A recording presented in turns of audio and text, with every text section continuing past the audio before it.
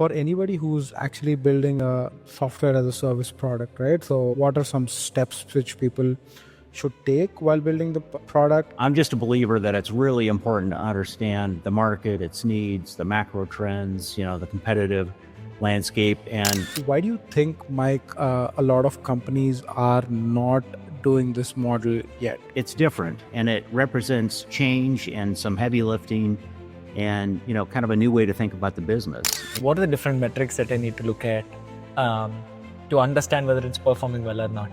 That's an exercise of, okay, what is the market demanding? What are the financial implications of doing that? How does it fit with the overall strategy of the business? What kind of organizational change do they need to do to support these as a service offerings? It's a completely different accounting method when you're talking about as a service versus capital. If you think about accounting systems like NetSuite and that sort of thing, they have to then be set up to be able to price a solution like this. Maybe in the first 1 or 2 years, you're taking a financial hit, but over the time, you're actually getting more money out of the customer. I think if nothing else, what you're doing is you're locking in a customer for an extended period of time. How does the go-to-market strategy differ from, doing it the traditional way? The network of people that you speak with on the customer side gets much broader. Based on the conversation which we are having with you, it's almost reinventing the organization again, right? That's where the magic of product management comes in, guys. It's going to drive the messaging and how the sales team talks about it. And over time, it'll start to evolve. The third thing that I was thinking about when you asked the question, Sid.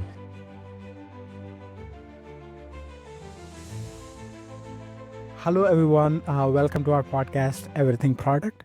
So we talk about latest technology and product management concepts here.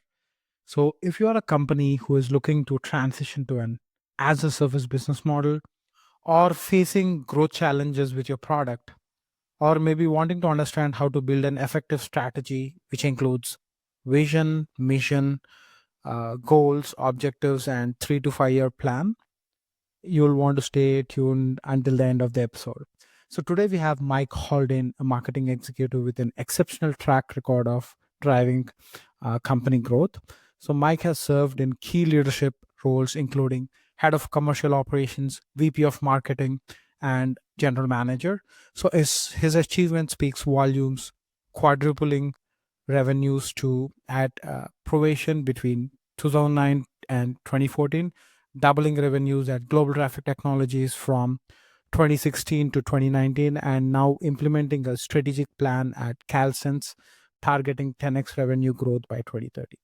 So as a founder of MarketWise Advising, Mike brings in a ton of experience, 25 years of experience helping both large and small companies overcome growth challenges. He's assembled a network of experts who share his passion for helping companies thrive through practical and data-driven approach. Hey, Mike, thanks a lot for joining us today. Welcome to the podcast. Sure. Thanks, Sid, for having me. And Fani, it's nice to meet you as well. So again, I'm Mike Haldane. I represent a firm called MarketWise Advising. So this is a consulting firm that I kicked off a little bit earlier this year. And I'm the founder and president, and we focus on market research, strategic planning, and help with commercial execution. Awesome. Thanks for that, Mike. So let's maybe quickly jump on to our the first topic, right? So could you maybe walk us through the different steps of how to figure out growth for a company, and also some elements of what companies often overlook while looking at growth planning? Yeah. So the process that you're talking about starts with the mission and vision of the company. And I also like to have a discussion around values at that point as well. So the mission is the company's purpose, of course. I'm not telling you guys anything you don't know. The vision is, how we're going to accomplish that mission over the long term. So how do we operate as a company? And partnered with that are the values. So, not just how are we going to accomplish it, but by, what rules, what values are we sort of evaluating our work each and every day. So once that occurs, then it's a matter of, okay, we understand what our purpose is. Now let's go figure out where the opportunities are. And so that's where market research comes in, understanding what's happening at the macro level, what's happening with the industry that I am in. What are my competitors doing? Where do I see unmet needs? And am I in the position of being able to, fulfill some of those needs? And so, some of it is the research, some of it is, like a SWOT analysis or a competitive analysis to try to understand where can I be uniquely valuable. And so once that's determined, then you can start talking about, okay, what are we really trying to achieve here? If our purpose, our mission is to go do X, what are the objectives over the next 3 to 5 years that I need to put into place that I can measure so that I can see that I'm working toward fulfilling that mission. And they tend to be things like revenue growth or market share, or moving to different geographies. Maybe you want to move out of the Americas and into Europe or the Middle East or Asia Pacific or whatever the case may be. So you've got these big 3 to 5 year objectives that are quantified to the extent that they can be. Then it becomes a question of, okay, this year or maybe for the next couple of years, what do I need to go do from an initiative standpoint to actually hit those objectives over the next 3 to 5 years? And so, they can be things like launch an as a service business, or they can be things like, go figure out what the requirements are in Europe so that we can launch our business there, and, and start taking the steps toward setting up shop there.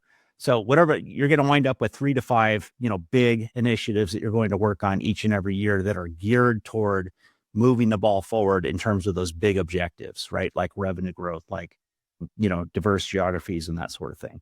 Once you understand that, you've done the research, you've vetted all of your assumptions, you can start to build out your plans, right? So if you say one of my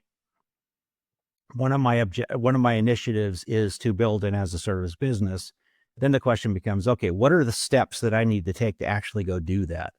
And it would be things like, well, I have to decide, what the actual solution is going to be. What does it include and not include? What's the MVP, right? Products, services, software, whatever it might be. What's the MVP look like? When can I have that developed? What do I need to do to figure out what the price is? That sounds simple, but a pricing tool, and I've built a few by now, for an as a service offering takes a lot more into consideration than, purchase price and cost of goods, right? There's all sorts of you're going to have subcontractors and components and services and all of that have to be factored in, not to mention the fact that you've got money being spread out over a 10-year period. So you've got to figure out the, cost of capital part too. So, that would be one line item on a project plan that would be all about building as an initiative and as a service business. So got to figure out what it is. I have to figure out how to price it. I need to build a marketing plan. I need to, figure out who my partners are. Whatever those milestones are, they need to be on a project plan that looks at, progress each and every month. And then, as a function of that, then you're going to have a marketing strategy and plan oriented toward that. You're going to have an operating plan that looks at, what are the financial implications of doing what we're doing.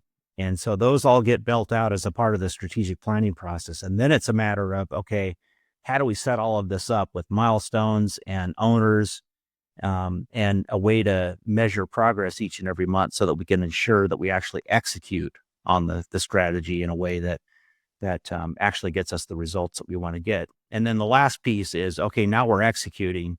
How do we solve problems as they come up? What's our process for solving problems that don't have an obvious root cause? How do we get to root cause? How do we put action plans in place so that we can resolve the issues that we didn't anticipate, but that are here in front of us now?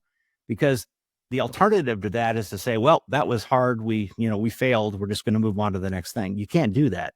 That's where the perseverance part comes in. You've got to be able to say, okay, we didn't expect to see that, but it's here.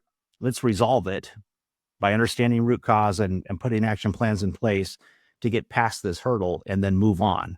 And that's how strategies succeed. They don't give up. They keep going until they actually achieve their goals.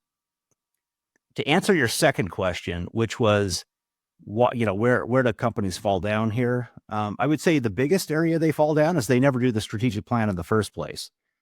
They might, have a vision in their mind of what they're trying to, how and what they're trying to accomplish, but they don't really, they never really put pen to paper, and they never assign responsibilities. They never really had well-vetted plans and assumptions and a look at, the financial implications and all of that. And so, the plan never got built, and therefore nothing strategic ever happened.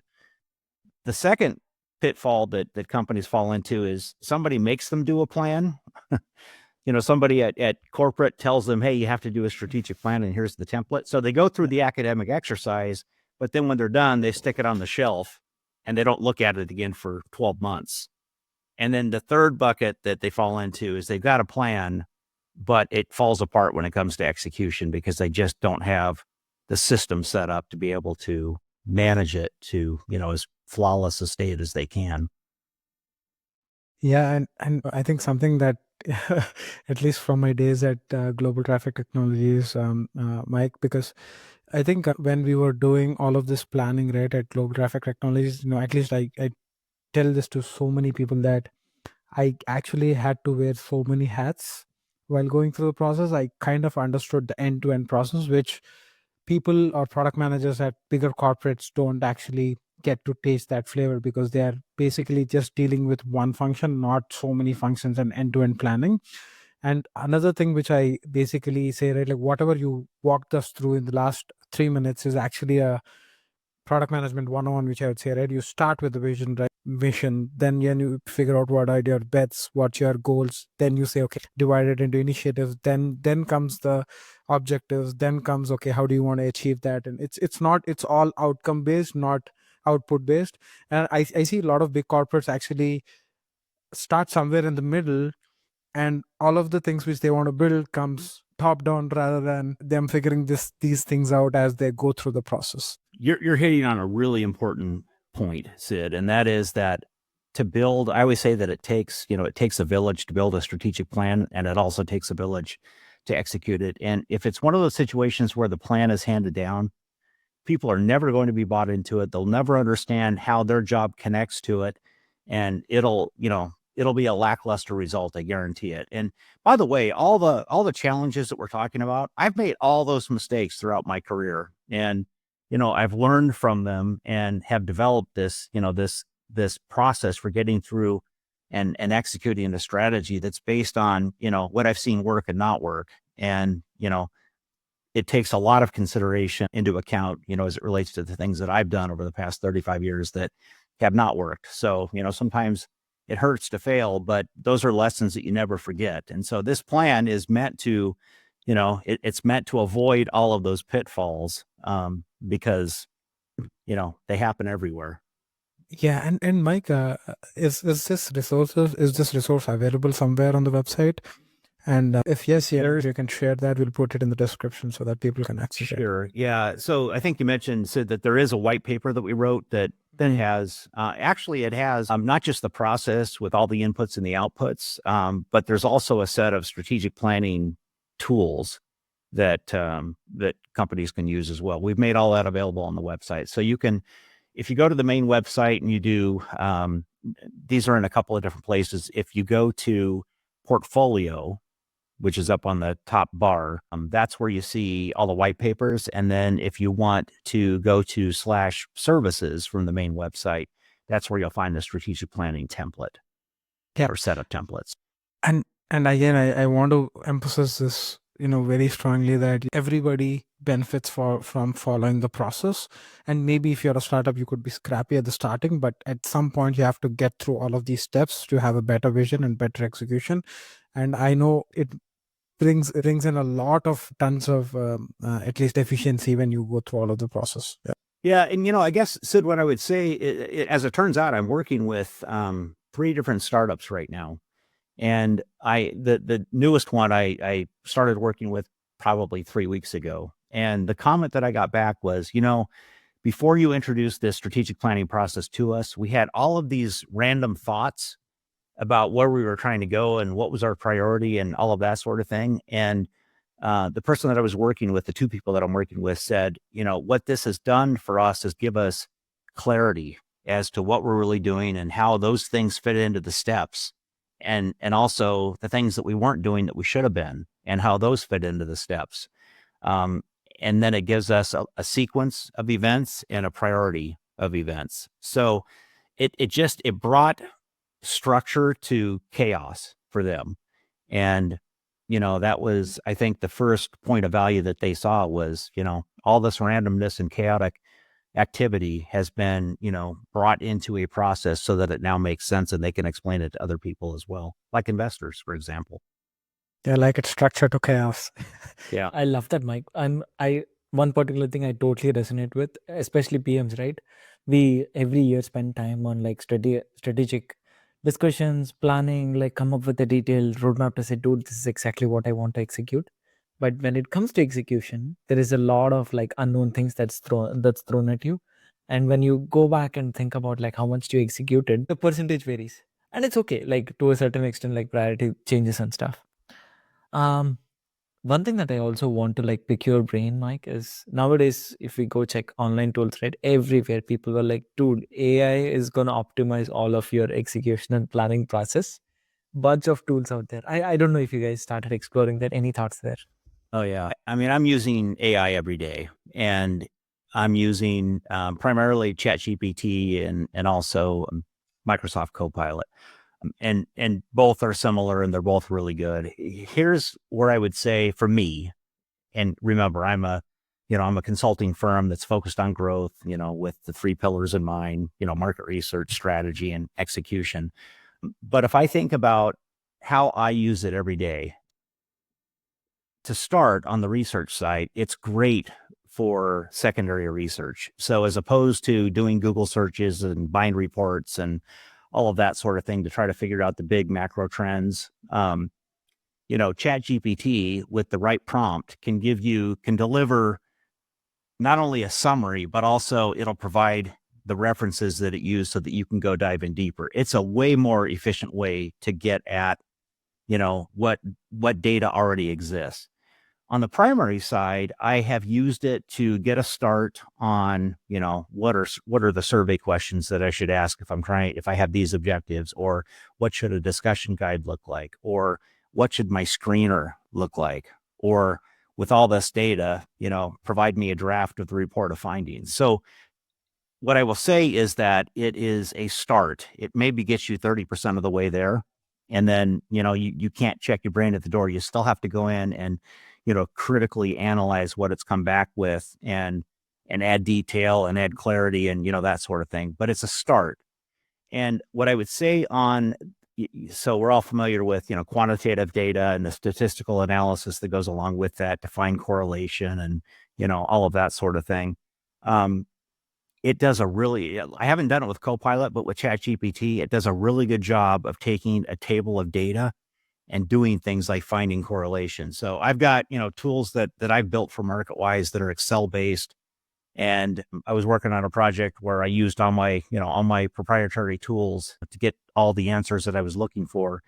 And then I plugged the same data set into ChatGPT. This goes back a few months just to double check and see, how good is it? It came back with exactly the same values as I had put in. And I probably spent the better part of a day doing my analysis, right? Because you have to configure the data and, update your formulas and all that sort of thing, versus about 3 seconds with ChatGPT once I had the data formatted. So, things like that are pretty remarkable. And I think they're big game changers for market research.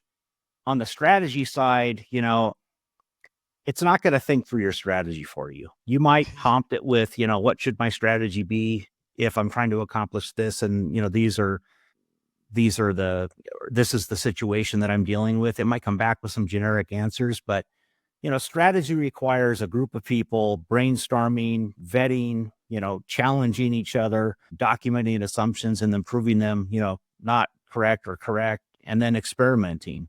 And it's not going to, at least not now, or at least not the way that I envision it, it's not going to do that part for you. But what it can do is that when you're writing documents, it can give you a head start there. Or what I do a lot is I'll upload a document that I wrote that I think is as perfect as it can be. And I'll say, how can I make this better? And it'll come back usually with pretty useful ideas about how I could make the document better. So, and then, it will create on the execution side. I mean, it will create project plans and that sort of thing as well, right? It's going to be high level and it's probably not going to be completely accurate. So again, you can't check your brain at the door, but it gives you a start. So I think these tools only get better over time. And I would say that even today, they have shaved off hours of work for me each and every week since I've been using the tools. And that goes back, I guess, to, probably 2023. Yeah, that's true. I mean, a simple way to probably like put it is anything monotonous, anything that can be like manual inputs are needed, manually done, like all of those can be automated. Human brain cannot be replaced yet. Obviously, all the strategic thinking needs to be done through a human brain. Yeah, but Uh, I have found the math part of it, the stats part of it, to be incredibly Yes. accurate and fast. That's right. Yeah. One thing I observed recently, Mike, is like the evolution of generative AI tools, right? They started with like text generation. Now they've obviously gone into like images, voice, music, etc. Recently, I started brainstorming with the generative AI tools. That was amazing. Like, I think I was trying to like think about how do I want to navigate a podcast some time back. I was just asking some questions like, hey, how do I do this? How do I do this? That conversation itself made me think more. I was like, this is amazing. Yeah. Yeah. A lot of times it's more like a sparring partner, right? Or an intern which can help you, right? Well, what I love about it is that you can ask follow-up questions, right? You start a conversation and it gives you an answer, and then you can have it refine it or ask clarifying questions or what have you. I'm to the point now, I've been using it probably, maybe a little bit more than a year at this stage. And I'm to the point where I go to, on my phone, I go to my either ChatGPT or Copilot app more than I go to a browser. And it's simply because when I go to a browser, I have a question or I have a topic that I want to explore, but I have to filter through, dozens or hundreds of articles or whatever it may be. Whereas, you know, with generative AI, I mean, it does that for you, right? It goes out and it looks at all those same sources, but it synthesizes everything for you and then tells you, hey, if you want to go learn more, see the primary source of my opinion, here they are. It's just way faster. And that's not just in terms of being able to read, the content and all of that, but in finding the right source of information, it's really good at that. Yeah, especially like with all the customer interviews and finding these themes, problems, and all. Oh my God. I used to spend weeks and weeks of time doing that before. Now it's like, tap of a button, you actually get all of that. If you do some spot checking here and there, but most of Yep. the time it is really good. Yeah, so there's another example, Sid. This couple of months ago, I did some focus groups for a client, and everything was recorded, but I transcribed everything and then I uploaded the transcriptions and had it summarize everything for me so that that could become a part of my report of findings. Now, again, it missed some big things. It wasn't perfect, but it was a start. And I still had to go back to my notes and all of that. But if it gets really good, I had, I think, about 6 hours worth of a focus group video. 6 hours versus being able to upload a transcript that could, look at all of that and summarize it in a few seconds. Again, I can't rely on that at this point, but it's a step in the right direction. I think over the next several years, it'll get to the point where I can. Yeah, and I feel that like if you're doing a task, right, it'll actually help you get to that 0 to 80% of that task faster. But the last 20%, you're still there trying to figure that out, right? I see that with the boom of AI, a lot of people actually building products, right? So it's easier than before to build products, solve customer needs, and also for anybody who's actually building a software as a service product, right? It'll be great if you can walk us through what are some steps which people should take while building the product, and also, how can they grow the product once they have a, product market fit. Yeah. So, I mean, I guess what I would say first is that market research is always what I talk about at the beginning of any project like that. So I'm just a believer that it's really important to understand the market, its needs, the macro trends, the competitive landscape, and then where specifically a company can differentiate and come to market with a product that has unique value. So that's what I would say I would start with. And then from there, once we understand where the opportunities are, what, the product should include or the service should include, or maybe some combination of both, then we can start to build out, the requirements as it relates to whatever that solution might be.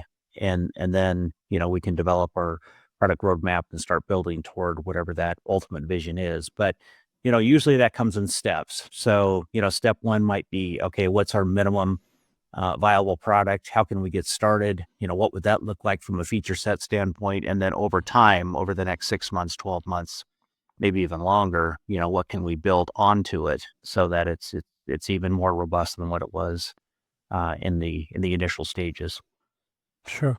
So essentially, you're saying that, yeah, we start with the MVP, right? Try to figure out, okay, this may be some set of features which are satisfying the customer needs or giving value to the customer. And then you put it out and see how the market is reacting to it. And then maybe iterate and add more features as you go.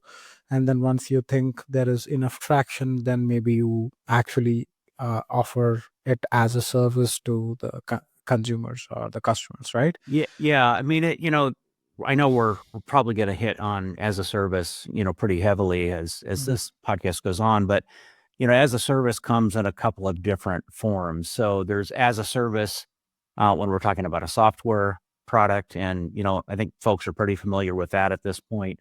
And then there's as a service where it's some combination of products and software and services. And the white paper that I wrote a few months ago was actually focused on, and Sid, if you remember, we did this at Global Traffic Technologies, but the idea of taking a product business and converting it to as a service is an option as well. But yeah, to answer your question, the whole idea is to get a product out there and then to build upon it. And again, product could be a service, it could be a hardware product, it could be a software product, but to get something out there, start to get feedback, and then evolve it over time. And if you think about the industries that have been around for a really long time, even, classic industries like the automotive industry, car models change all the time. There are continuously new and evolving features, and some of them are styling, type features, and some of them are actually functionality or convenience. But the cars that we buy today are not the same cars that we bought 50 years ago. And it's because everything evolves over time. I remember those days in global traffic technologies, right, where I think the organization was kind of more used to a sales-driven model, and also, they were getting big chunks of money for different projects and all, but it was a complete mindset shift when you had to move to an as a service. And also, I think that brings in a lot of recurring revenue, and makes the product even more powerful, and you can invest more into the product, right, essentially. And why do you think, Mike, a lot of companies are not doing this model yet? And what do you think some of the at least people are shying away from doing an as a service? Well, I'll use Global Traffic Technologies as, kind of the prime example of what can be. The reality is that business was, if I recall, by the time we did the as a service offering, it was probably pretty close to 50 years old at that point. And they had been selling capital equipment to cities and states and counties and, fire departments and police departments and those types of folks for decades. And, quite honestly, the internal team and also, the customer set, they were all used to buying and selling capital goods. So, the model there is you get a line item on the budget for the next fiscal year, and you get to buy, a little bit of capital based on what that budget says you have to spend. And you do a little bit each year. And what we did there was we flipped that model on its head. And we said, hey, as opposed to having to rely on a capital budget that isn't always there and is sometimes hard to get, depending on, the macroeconomics of that sort of thing, why don't we offer this as a service where we'll provide all the hardware, all the software, and all the upfront and ongoing services for a fee? You can then treat it like an operating cost. You don't have to spend capital dollars. And the idea would be that the savings that are driven by having the solution in place in the first place would pay for, if not all, most of that as a service fee as you go. So it's a great way to get what you need if you're a city, for example, without having to have a capital budget, and then to pay for it as you go with the savings that are enabled by the solution itself. And that applies not just to cities and, in counties and states and those types of folks, but also in private enterprise as well. Yeah, and actually also seen this, that a lot of bigger organizations, right? When you look at Google's, Amazons of the world have moved to this as a service business, right? For whatever they offer. But a lot of medium-sized enterprises, right? Especially in the B2B space, I've seen them still offering an more a price-based model for their products rather than as a service model. So Yeah. and what do you suggest for people like that? Would you suggest them they would try something like this or pivot? Like, Yeah, I think it's one of those situations. I mean, if the question is why aren't they doing this, and if they do want to do it, what are the steps that they should be thinking about taking? I guess the why is that it's different, and it represents change and some heavy lifting, and kind of a new way to think about the business, and so that's the why. There are also some financial implications and things that need to be worked through there as well, and we can dive into whatever level of detail you'd like there, Sid. But in terms of how they go do it, it's really a matter of, again, do the market research, try to understand if there's a need, if that kind of an offering would be well accepted. What are the pitfalls that we need to try to avoid? What does the value proposition need to look like? Even things that are as specific as what should the term be, what happens at the end of the term, what can the annual payment be? So, really it's kind of 4Ps marketing, right? What does the product need to look like?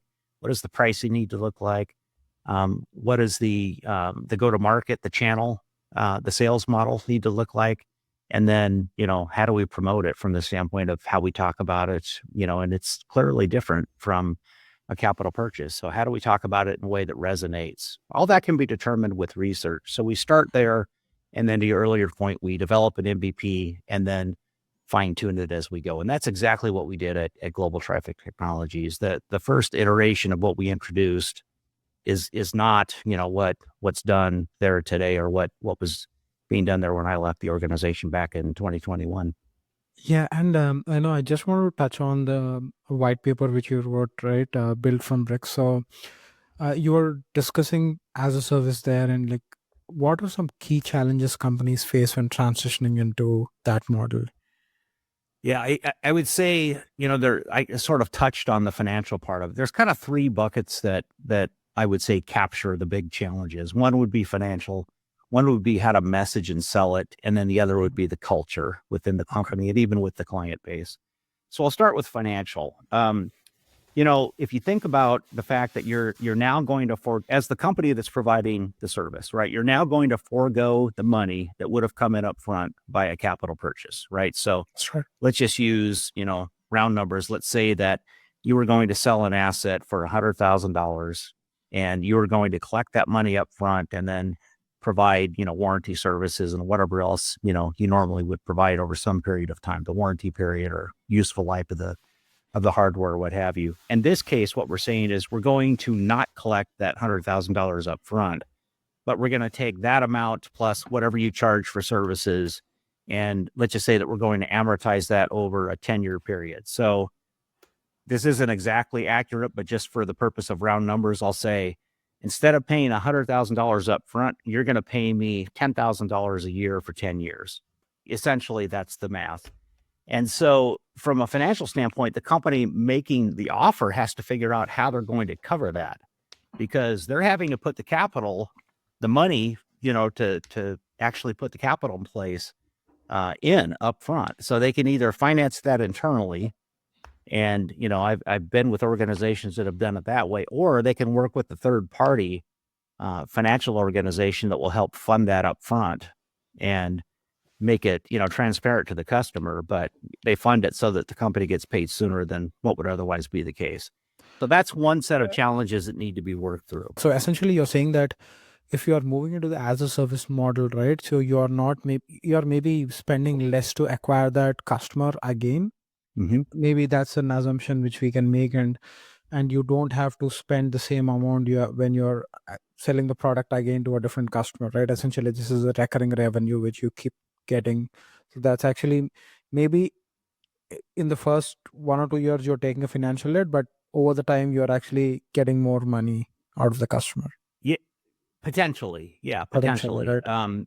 I think if nothing else, what you're doing is you're locking in a customer for an extended period of time. So, the assumption that you go into this kind of a deal with is that, okay, not only am I going to have that customer for the full 10 years that we've signed, the subscription for, but in all likelihood, they're going to re-up and sign up for another 5 or 10 years after that. So, in terms of customer acquisition and the costs associated with that, or in this case, keeping a customer, assuming you're able to keep them happy throughout that 10-year period, it's very likely that they're going to stick with you as opposed to going with a competitor in the second 10 years. And so from a customer acquisition standpoint, there's benefit there. If you as a company are doing a great job in terms of driving a stellar customer experience, which is obviously key, because if you don't do that, they're going to get to the end of their period and they're going to say, well, I'm going to try something different because this, was not what I thought it was going to be. Okay. I also want to understand a little bit more there, Mike. So from a product angle, right? You launched a product, like let's say in the old model, you launched a product. You might not gather any feedback, or you might get limited feedback, like once the customer purchases.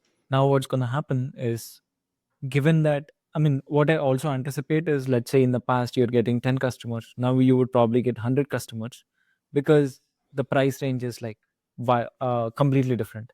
And another thought process there is, you're also probably looking at multiple different types of customer segments when you're trying to like acquire this product. And the volume of data and the feedback that you get is humongous. So given the volume of customers using it. So as a PM, like, how do I switch my thought process there? Like, different types of customers could be one, different revenue streams could be one, feedback loops. So what are the different metrics that I need to look at to understand whether it's performing well or not? Yeah. So that's where the magic of product management comes in, guys. There is an enormous amount of feedback, and it's going to drive definition of, the next iteration of whatever the as a service solution is. It's going to drive the messaging and how the sales team talks about it. And over time, it'll start to evolve, the third thing that I was thinking about when you asked the question, Sid, which is the culture of the organization, because this really is a think differently kind of a proposition for a company to move to this model.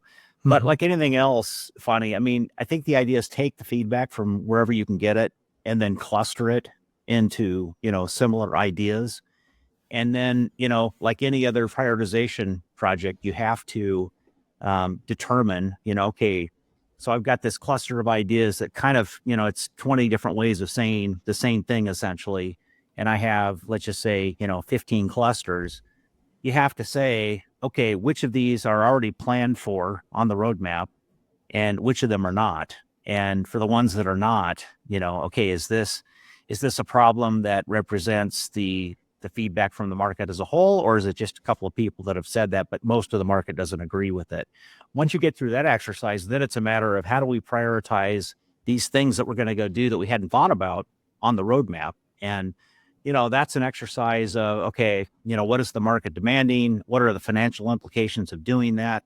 How does it fit with the overall strategy of the business? Do any of these require an acquisition, or can we build it internally? So there are all sorts of considerations that need to happen at that point in time. But the idea, and I always say, you cannot make decisions in a vacuum. You've got to grab as much data and feedback as you can. And then the discipline part of that is to figure out what it all means and how to prioritize it in terms of the roadmap itself. But you guys are more expert than that, Yeah, and especially when it's an as a service, right? You are always asking the question: is the customer willing to pay for this, right? Is it actually adding value for the money is the customer paying, right? So, and you do that, and you're ruthless at prioritizing. I think we always had so much to do at Global Traffic, Mike, but we had so many resources to do. So right. we always were doing that ruthless prioritization. Yeah. And that's not rare. So, I mean, there's always more to do than what we have the resources to be able to accomplish. And that's why, prioritizing the roadmap is critical. It's, how can I get the biggest bang for the buck, both for the customer, for the company, for the employees, in relation to competitors and all of that. I'm a huge fan of Adobe. I don't know if you guys used their products recently. So I could think of myself like 10 years 10 years ago, where if I need to use any kind of PDF editors, I'll have to buy a product and I'm stuck with that version. But now they've changed humongously. I used to use PDF editors. I used to use Photoshop like during college times. Yep. There were two different products you'll have to purchase. Now, when I go back to that product, it is amazing. Like they have multiple tiers. They've evolved in such a way that they cater to all the audience. Right. They're making sure a specific audience is trying other products as well. And they have, if I'm not wrong, like a cloud suite of products where you can try all of these at the same time and then try it out. That's a very amazing strategy that they went with, where I don't want to like silo my products, give everything at the same time and make everyone try it out. Yeah. And they also might have had some financial implications, as Mike mentioned before, at the starting when they were offering the service. But over time, I think Adobe has grown in revenue far more than what it was before, when it was doing like, okay, pay per product, right? So Mike, I want to get back to your three buckets again, right? So you said finance is one of that, and then Yep. we were moving into culture and another Yeah, thing, right? culture and messaging. And, you know, if you think about the sales process with a capital good in normal circumstances, you're selling, you know, look, it costs this much, but you're going to get a return on the investment, either in terms of percentage or in terms of, you know, time for payback. And that's normally how it's sold. You're going to invest $100,000, but, you know, your payback is 3.5 years, or, you know, whatever the case may be. With as a service, what you're saying is that you are going to make an investment in the form of an annual payment, an annual subscription, and what you're going to get back from the standpoint of cost savings or efficiencies or whatever it might be is going to cover that payment, or some part of that payment, or even more, you know, of the payment. And so now you're looking at cash flow and net present value, as opposed to upfront capital expense and ROI. So, you know, it's a little bit of a different math problem that, you know, the marketing team usually has to, you know, build into a tool, explain it, you know, in the messaging, so that the sales team can deliver that message and that sort of thing. So that's, you know, kind of the difference from a messaging standpoint. It's kind of back to what I talked about earlier. Look, you can have what you need today, even without a capital budget. Here's how you do that. And then here's how you measure, you know, the success of the project. It's cash flow and NPV, not capital expense and ROI. And then the last bucket is culture. And this sounds like it should be pretty straightforward and easy, but from my experience, and I've done this at a number of companies, it takes a good year to get the organization oriented around, you know, a different way of doing business. And I'm not just talking about the sales team. That is a big part of it for sure, but it's the marketing team, it's the finance team, it's the operations team. They all, you know, especially when you're coming from a situation where they've been selling capital for decades, that's how they think. And to shift that, you know, that mindset it's not easy. It takes a lot of perseverance to get that to be the And point. especially when sometimes the incentives are aligned to what you're selling, it's even harder, right? Yeah.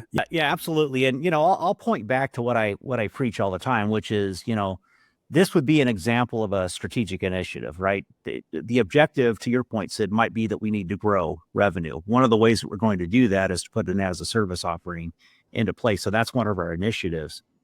And, you know, whenever you're setting up a strategy, the initiatives have owners and they have other people that are on the team and people that are responsible for making sure that it succeeds. So the way you wrap people in and get them from a cultural standpoint to be, you know, a part of trying to move this thing forward is to make them a part of the team and show them how their role maps directly to the strategy, to that initiative, and then to the overall strategy, including, you know, the need to grow, for example, which MarketWise is completely focused on enabling companies to grow. And one of the ways that we do that is by helping them set up an as a service offering as an initiative. Yeah, awesome. And I think, right, like for anybody, again, like getting back to what we're trying to explore here, right? So anybody who has a product and wants to move into as a service business, right? I think Mike talked about three main challenges which they kind of have to look at, which is finance, messaging, and also overall culture. And maybe let's assume that they have made the decision of make it as a service business, right? So how does the go to market strategy differ from doing it the traditional way? Well, so, beyond the messaging and beyond training the sales team to, think differently about the sale and that sort of thing, the biggest difference beyond that is that you are talking to a different or maybe a broadened set of folks. So used to be that, when you sold capital goods, you had a champion and, it's pretty straightforward, right? Organizations are used to buying capital goods. They know how to do the math, and the finance people know how to evaluate whatever the solution might be in the cost savings or whatever the value proposition is.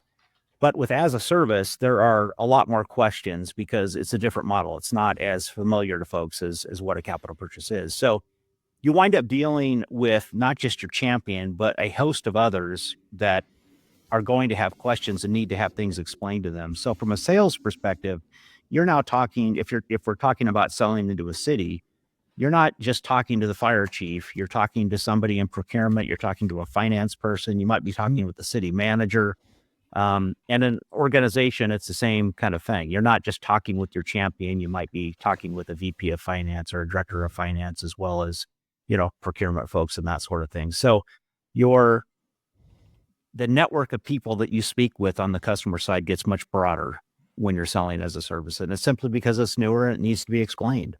And the way you do that is by being knowledgeable when you walk in the door and being able to answer all the questions that they have in terms of how things work. And they ask questions like, well, why is the term 10 years? And you might say, well, the expected life of the solution is 10 years. And what we've tried to do is to spread the cost out over the expected cost of, or the expected life of the product. And therefore it keeps the annual fee down as low as it can be.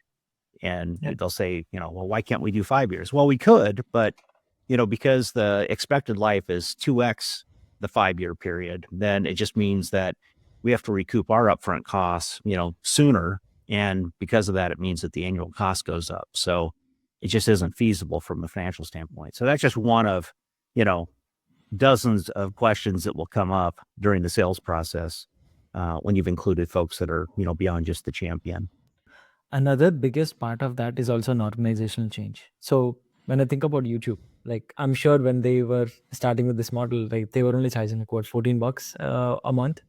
Now they're like 25, 26 bucks a month, but still people are paying for it. So people got used to the product. They'll continually stay with it. Now they see the need. Even if it's 26 bucks, they still see the need and continually stay with it. So Mike, the question that I have is, traditional tech companies, I'm sure they're aware of how to make the organizational changes if they want to switch. But I'm sure like on the other side, like automotive or hardware companies might not be that easy. So what kind of organizational change do they need to do to support these like as a service offerings? Yeah. So, I'll dig into a couple of the functional areas and explain, kind of how it's different. So, believe it or not, finance is a big part of this. So, when you're used to recognizing that, back to that $100,000 example, $100,000 as a capital expense, and it's, you've got a cost of goods and you have a gross profit, and it's pretty straightforward. But with as a service, you have to look at the money coming in, the money going out each and every year. And if you've financed it internally, you're taking 1/10 of that revenue every year, and then you have some amount of expense that you put in up front that usually gets amortized over the full 10-year period. So that could be the cost of the equipment, cost to install it, cost of training, and that sort of thing. Whatever that cost is. I mean, it may be that you've got on a $100,000 purchase, you might have $30,000 of cost in year one that you then need to take and spread out over the 10-year period. So it's not going to hit the P&L as 30,000 usually. It's going to hit it as 3,000 cost. And then that's spread out over the 10-year period.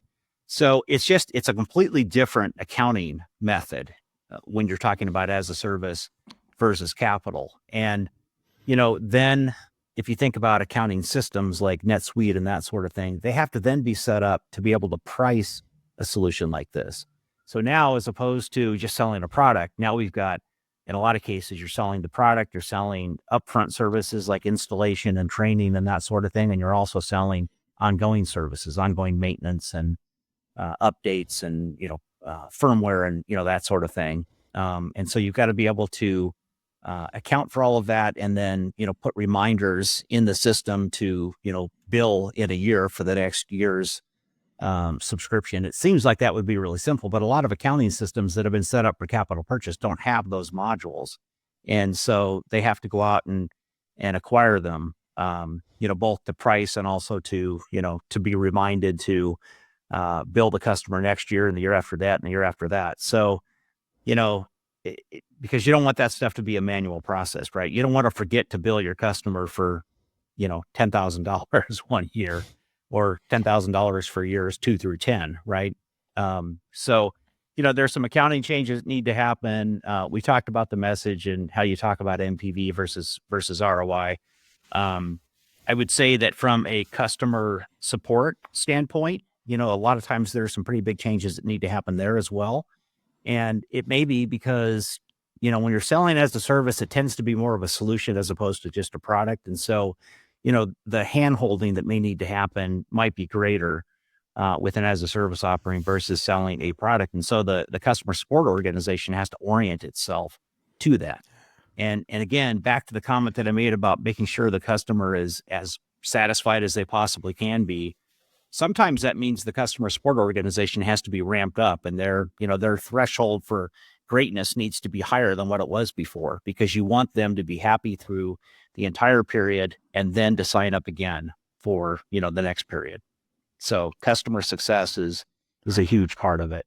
It goes on and on throughout the organization. I mean, it's manufacturing. It's really every functional area that it touches. Yeah, and maybe sometimes it might sound easier to just, okay, why don't you go in and offer an as a service for your product? But it almost, feels like based on the conversation which we are having with you, it's almost reinventing the organization again, right? It's actually touching every function in the organization, right? Yeah. And that's the case if you're moving from a capital model to an as a service model, at least in part. And companies, big software companies have done this too. I mean, think of Microsoft. I think, Fani, you mentioned this a few minutes ago, but, Microsoft moving from selling licenses, right, that were perpetual, to essentially moving to a subscription model when they started moving everything to the cloud and all of that. I mean, for many years, they sold a license that you bought once and, you owned Microsoft Word or Microsoft Office or Microsoft Windows or what have you, and you didn't pay anything more until you did an upgrade. And now you buy Office 365 and you have access to everything, but you pay for it every year. But if you're a software company that is a startup and is only selling as a service, this transition is much different because you never knew anything different, right? So if you're a startup, I think the example was YouTube a few minutes ago, right? If you're YouTube or Netflix or whomever, and your model is as a service to start with, there's no transition to make. It's just that, hey, this is a new streaming service or what have you that you as a consumer want, and it costs X number of dollars per month. You either you opt in or you opt out as the consumer, but there's no capital purchase version of that, right? Yep. I could also think about another thing, Mike. I don't know if you agree to this. So back in the time, like let's say 10 years, 15 years ago, like when they were selling licenses, it's extremely difficult to keep a track of those. And I know personally, like a bunch of my friends used to use the exact same license and then use the product 10 different times. Yeah. But now they solve that problem by going to as a service. Now there's no two people who can use the exact same product, Right. which means all the revenue that's probably they were losing over a period of time, they controlled all of that and they're able to get it back to the company. Yeah. So even though it's perpetual in terms of getting the revenue, whatever they were losing, I'm sure like they gained it back. I mean, if you go back to the 90s, so when I first started in the tech business, I was a part of a family business back in the early 90s with my dad and my brother, and we built PCs and CAD workstations and set up networks and servers and all of that. And that was, those were the days when we sold in a box with a bunch of, well, I'm going to tell you how old I am, floppy disk at the time. And then it migrated ultimately to, CD-ROM. And then, we started to migrate to the cloud. But yeah, in those days, there wasn't even a register. There wasn't even a serial number in most cases. So you would just install the software and, what customer, you would install it on a customer's computer, and then you would give them, the package, the manual and the floppy disks and all of that. But who knows what they did with it after the fact, right? They could have installed that on as many friends' computers as they would have wanted to. And, there was no way to stop that. So now everything is serialized, and, you have one user for one license, and there's no two ways about it. So from a revenue standpoint, I suspect that, companies like Microsoft and Adobe and, the big players out there, I'm sure that today's revenue is to a very large extent, way larger than what it would have been if we had stuck with that old model, right? It's got to be, it could have been 10 times, who knows? Because back in those days, I think people had a very different attitude about, well, I bought the software, I can share it with whoever I want. And that was never the intent. And it was never, it was never right to do that, but it happened all the time. And so to be able to use technology to put that to a stop, I think was a critical step in the software industry. Actually, I want to add one more thing there, Mike. So when we think about products, right, the biggest thing that we think about is the consumer behavior. So back in the time, let's say you need to spend like $200, $300. You'll be like, hey, you have it. Like, can I just take yours? Like, I'll just use it for some time because I only need it for, let's say, a few weeks. Now, the consumer mindset changes because let's say I need to use it on a temporary basis. I'm only paying $10. So why don't I just pay for it and then finish it off? Like a bunch of friends that I know of, they use like Canva. Canva is one of like revolutionary tools, right? Yep. I just need to edit it for an event. I'll just purchase it, $10. I'll just finish it off. The consumer mindset also changes a lot when we go to the as a service business. I think there's obviously there's an integrity component to this, right? And I'm always an advocate for, look, don't use it unless you bought it. But I would say that the way that I remember consumers thinking about this back in the 90s, it was, hey, I'm buying floppy disks, right? And a hard copy manual.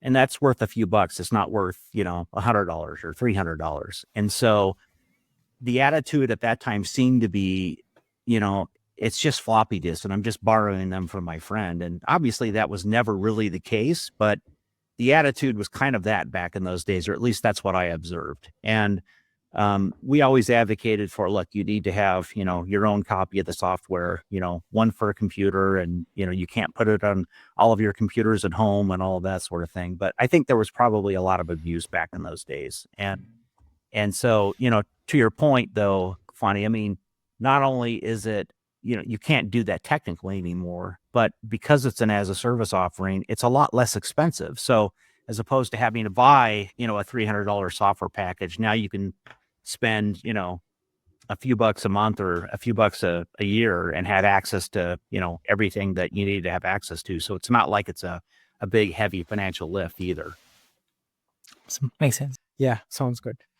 Mike, I know like we covered a lot of stuff and all, right? So I just want to ask you, right, like what does MarketWise do? Like what are some of the offerings you have, and where can people find you? Yeah. So they can find me via the website. So it's MarketWiseAdvising.com. My business email address is MikeH@MarketWiseAdvising.com. My cell phone number is 612-913-0607. And the website's pretty complete in terms of, explaining what we do and providing examples and that sort of thing, but it's all focused around growth. And it's all, we kind of operate in 3 different buckets. So it's market research, both primary and secondary, mostly primary. And those are both qualitative and quantitative studies, depending on what the client is after. And then help with strategic planning, which is essentially walking an organization through the process that we talked about earlier. So, walking through the steps, documenting everything as we go, putting a complete, well-vetted research strategic plan into place that is then set up for execution. And then the third bucket is execution. So that can be helping them implement the plan and making sure that, it stays on track. So, helping them set it up so that each month there's a rhythm around how they review, when they review, what they review, and then just making sure that the milestones are really spelled out so that they can track progress as they go. And then to help them with, things that are more on the marketing side, right? We write content. I have graphic designers on the team. We have content writers. We can develop sales materials. We can develop training, and that sort of thing. And then on the side, aside from those three buckets, I've also been doing a fair amount of speaking lately. And Chet Eckes and I, who I don't think you know, but he's another consultant here in the Twin Cities, have started a series of workshops as well. So this year we did one on strategy, we did one on research, and we did one on execution.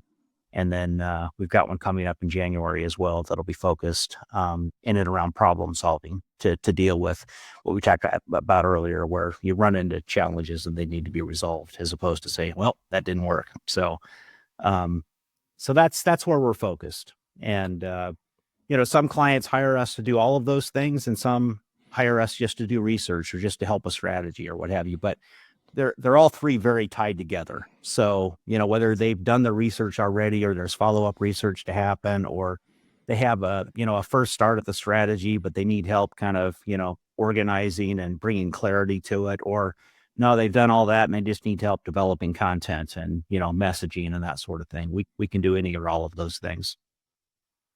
Awesome. Yeah. Thanks a lot, Mike. And we'll actually give all of the links in the description. So anybody who wants to look at the resources which we discussed today, or, reach out to Mike and, check out the description. Awesome. Thanks a lot, Mike. Thanks for sharing your wisdom over the last 30 years. And, thanks for going through all of the topics we went to. Awesome. Yeah. No, thanks for having me, Sid. Thanks, Fani. Thank you, Mike.